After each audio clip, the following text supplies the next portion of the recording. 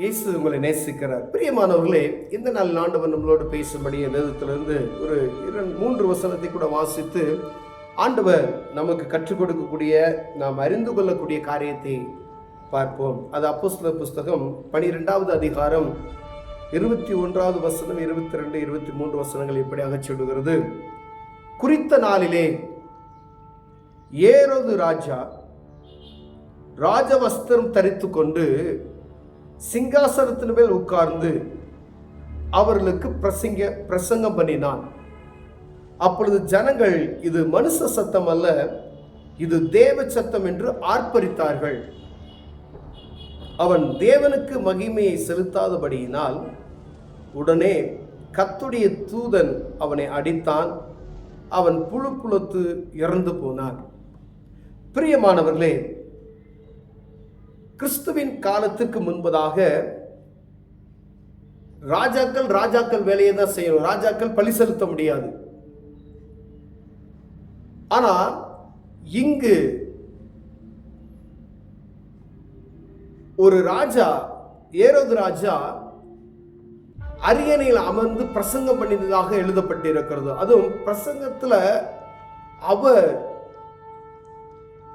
பேசின வார்த்தை ஜனங்களுக்கு தேவ சத்தம் போல தோன்றிற்று என்று ஆர்ப்பரித்தார்கள் என்று வேதம் சொல்லுகிறது. பிரியமானவர்களே, அது தேவ நாமம் மகிமைப்படவில்லை என்பதற்காக ஆண்டவர் தேவ கோபாக்கினை கடந்து வருகிறது. ஏரோதுவை ஆண்டவர் அடிக்கிறார். அவன் புழுத்து செத்தான் என்று வேதம் எழுதுகிறது. எளிமையாக எழுதப்பட்டு விட்டது. ஆனா அப்ப ஆண்டவருக்கு மகிமையை செலுத்தாதபடிக்கு எந்த ஒரு காரியமும் செய்யக்கூடாது என்பதை நாம் புரிந்து கொள்ளும்படியாய் இந்த வசனம் எழுதப்பட்டு இருக்கிறது. பிரியமானவர்களே, நீங்கள் ஒரு கூட்டம் நடத்துறீங்க, ஒரு மீட்டிங் நடத்துறீங்க, அது தேவ நாம மகிமைக்காய். ஒரு கூட்டம் நடத்துவதன் நோக்கம் ஆண்டவருடைய ராஜ்யம் கட்டப்படணும், ஆண்டவருடைய நாமம் உயரணும் என்பதற்காக மாத்திரமே. ஒரு தனிப்பட்ட மனிதனுடைய பிரதாபத்துக்காண்டி நடத்தக்கூடாது. ஒருவேளை ஒரு மனிதனுடைய பேர் அங்கு அவருடைய காரியத்தை மாற்றி எந்த ஒரு இடத்துல ஆண்டவருடைய நாமத்தை கம்மி பண்ணி அடுத்தவர்களுடைய நாமத்தை உயர்த்தி கொண்டு இருக்கிறோமே, அது ஆண்டவருக்கு பிரியமில்லாத காரியம். ஆண்டவரை மகிமைப்படுத்துகிறதுக்கு ஒரு காரியத்தை ஏற்படுத்தினால் அவன் பிரசங்கம் பண்ணினான். பிரசங்கம் பண்ணும் பொழுது ஆண்டவருடைய நாமம் மகிமைப்படணும். ஜனங்கள் ஆண்டவருக்கு கீழ்ப்படிந்து நடக்கிறதை அவர்களுக்கு போதிக்க வேண்டும்.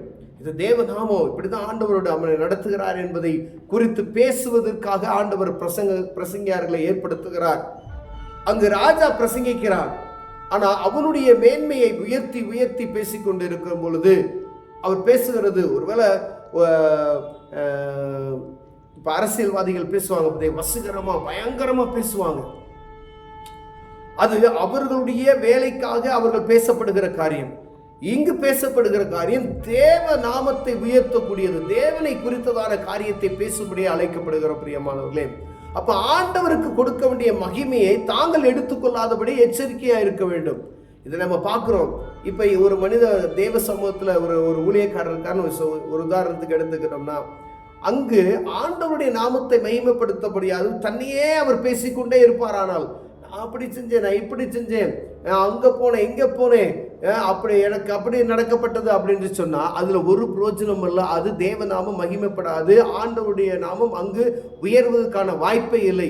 ஏன்னா குறிப்பிட்ட மனிதனை குறித்து மாத்திரம் அவர் உயர்த்தி கொண்டே இருப்பாரானால், பேசுகிற மனிதனை குறித்து பேசிக்கொண்டே இருப்பார்களானால் அது தேவ நாமம் மகிமைப்படாது. அது ஆண்டவருக்கு கோபாக்கினை ஊற்றும். இங்கு தேவராஜா அதை தான் செய்தார். தேவதூதன் ராஜாவை அடித்ததை பார்க்க முடிகிறது. அவன் புழுத்து உடனே எழுந்து போகிறதை பார்க்க முடிகிறது.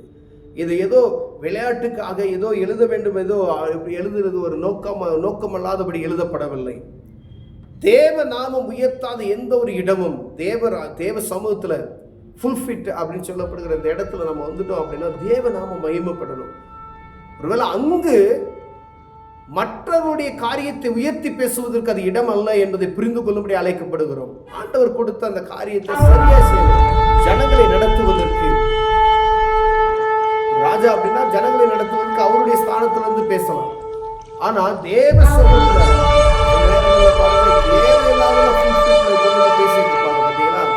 ஒரு தனிப்பட்ட மனிதனை இந்த மரண வீட்டிற்கு கடந்து சொல்றோமானா பாருங்க, ஃபுல்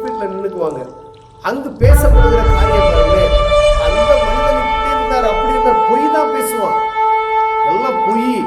அங்கு சொல்லப்படுகிற மனிதர்களை திருப்திப்படுத்துவதற்காக அங்கு மனிதனுடைய நாமத்தை உயர்த்தி கொண்டே இருப்பார்கள். அது ஆண்டவருக்கு கோபாக்கினையை வரும். நீங்கள் உயங்களை உயர்த்த உயர்த்த உயர்த்த உயர்த்த தாழ்த்தப்பட்டு போவோம் என்பதை மறந்து போகாதபடி எச்சரிக்கையா இருக்கும்படி ஆண்டவர் பேசுகிறார். யாரோ ஒரு மனுஷன் உங்களை வேறு போட்டு தாக்க போறான்னு நினைச்சிருக்கீங்க. அப்ப எந்த இடத்துல ஒரு மனிதனுக்கு பெருமையை உண்டாக்குகிறதோ அந்த இடம் தாழ்த்தப்பட்டு போகும். பெரிய மனதிலே ஜாக்கிரதையாக இருக்கும்படியா அழைக்கப்படுகிறோம். அப்ப தேவ சமூகத்துக்கு தேவனுடைய வார்த்தைகளை பிரசங்கிப்பதற்கு வந்துவிட்டு தங்களுடைய நாமத்தை உயர்த்தி கொண்டு இருக்குமேயானால், தங்களுடைய பேர் பிரதாபத்துக்காக நடத்தி கொண்டு இருப்போமேயானால் அது தேவநாமம் மகிமைப்படாதபடி இருக்கும். பெரியமானவர்களே, ஆண்டவருடைய நாமம் மகிமைப்படணும். எந்த ஒரு காரியம் நாம் செய்தாலும் அது இயேசுவின் நாம மகிமை இருக்கிறதா என்று பார்க்க முடியும். நீங்க ஒரு ஆராதனை எடுத்தீங்கன்னா அந்த ஆண்டவருடைய நாமம் மகிமைப்படணும். ஏதோ எனக்கு பாட தெரியும் என்பதற்காக நான் பாடி ஆண்டவரை மகிமைப்படுத்துகிறேன்னு சொல்லி, நான் மியூசிக் அப்படி எனக்கு தெரியும் அப்படி தெரியும் அப்படின்னு சொல்லி நீங்கள் கீபோர்டு போடுவது நீங்கள் பெரிய ஒரு நல்ல கலையை கற்று வைத்து விட்டு தேவ அபிஷேகம் இல்லாதபடி ஆலயத்தில் வந்து நீங்கள் மியூசிக் போட்டீங்கன்னா அதில் ஒரு பிரயோஜனம் இல்லை. உங்களை நீங்கள் மேன்மைப்படுத்துகிறதுக்காண்டி அதில் ஒரு பிரயோஜனமும் கிடையாது. அது நிமித்தம் தேவ நாம மகிமைப்படுகிறதா? உங்களுக்குள்ள தேவ அபிஷேகம் இருக்கிறதா? பேசுகிற மனிதனுக்குள்ள தேவனுடைய அபிஷேகம் இருக்கிறதா? மியூசிக் வாசிக்கிற மனிதனுக்குள்ள தேவனுடைய அபிஷேகம் இருக்கிறதா? சும்மா பணம் கொடுக்குறாங்க அப்படின்னு சொல்லி வாசித்து போறதுல அது ஒரு பிரயோஜனமும் கிடையாது. தேவ நாம மகிமைப்படுமா? மகிமைப்படாது.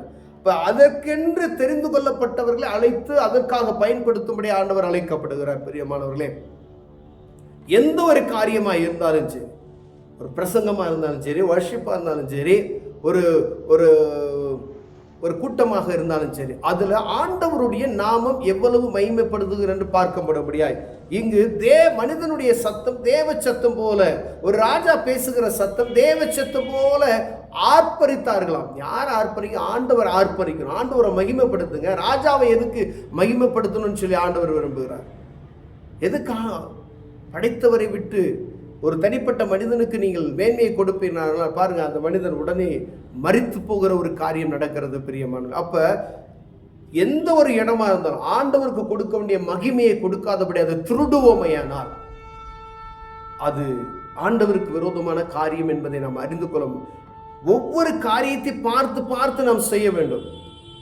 நம்ம எந்த ஒரு காரியத்துக்கு ஆண்டவருக்கு முக்கியத்துவம் கொடுக்காத இடம் என்பது அந்த ஆண்டவருக்கு மகிமை செலுத்தாத இடம், அது தேவனுக்கு கோவாக்கினையை உண்டாக்கும். பிரியமானவர்களே, அது உங்களுக்கு பெருமையை உண்டாக்கும். முதல்ல ஒரு திருமண காரியம் நடத்தல பிரேயர், ஒரு வியாபாரம் ஆரம்பிக்கிறீங்க முதல் பிரேயர், ஒரு ஊருக்கு கடந்த செல்ல முதல்ல பிரேயர், ஒரு வாகனத்தை வாங்குறீங்களா முதல்ல ஒரு பிரேயர், ஒரு சைக்கிள் வாங்குறீங்களா முதல்ல ஒரு பிரேயர், ஒரு காரியம் செய்ய போறோம்னா முதல்ல பிரேயர் பண்ணி அதை ஆரம்பிக்கும் பொழுது தேவன் அதை ஆசீர்வதிப்பார். அதை நீங்க வாங்கிட்டு ஆண்டவருக்கு மகிமை செலுத்தாதபடிக்கு என்னுடைய பெருமை பெருமை பெருமை என்னால வாங்கினேன் அப்படின்னு சொன்னா அது தேவநாம மகிமைப்படுது. ஆண்டவருடைய கோபாக்கினை வந்து சேரும் என்பதில் சற்றேதும் சந்தேகமே இல்லை என்பதை புரிந்து கொள்ளும்படி அழைக்கப்படுது. இங்க ராஜாவுக்கே அந்த நிலைமை அப்படின்னா சாதாரண மனிதனுக்கு என்ன என்பதை நாம் புரிந்து கொள்ளும்படி அழைக்கப்படுகிறோம். எல்லாம் தேவ சமூகத்தில் அவருடைய பிள்ளைகள் என்பதை நாம் புரிந்து கொள்ளணும். ஒரு ராஜாவாக இருக்கலாம், ஒரு கீழே இருக்கலாம், எல்லாம் ஒரே மாதிரி தான் ஆண்டவர் பார்ப்பார். அப்ப ராஜாவுக்கு என்ன காரியம் கொடுக்கப்பட்டதோ ராஜாவுக்கே அந்த நிலைமை. அங்க ஆண்டவருடைய நாம மகிமைப்படலை அப்படின்னா ஆண்டவர் அங்க யார் ராஜாவை அடிக்கிறார், புழுத்து சேர்த்தார். அப்ப சாதாரண ஒரு மனிதன் ஆண்டவருக்கு முக்கியத்துவம் கொடுக்காதபடி அந்த புல்பிட்ல நின்றுகிட்டு நீங்க தேவ சமூகத்தை உயர்த்தாதபடிக்கு பேசிக்கொண்டு இருப்போம். ஏனால் தேவ கோபாக்கின நம்மேல் வரும் என்பதை அறிந்து கொள்ளும்படி அழைக்கப்படுகிறோம். கண்களை மூடுவோம், ஜெபம் செய்வோம். அன்பின் தகப்பனே, எந்த ஒரு காரியம் செய்தாலும் அது ஆண்டவருடைய நாம மகிமைக்காய் செய்ய எங்களுக்கு பலனை தாங்க, ஞானத்தை தாங்க, புரிந்து கொள்கிற புரிதலின் ஆவி எங்களுக்கு தாங்க. இயேசுவின் நாமத்தில் பிதாவே, ஆமென்.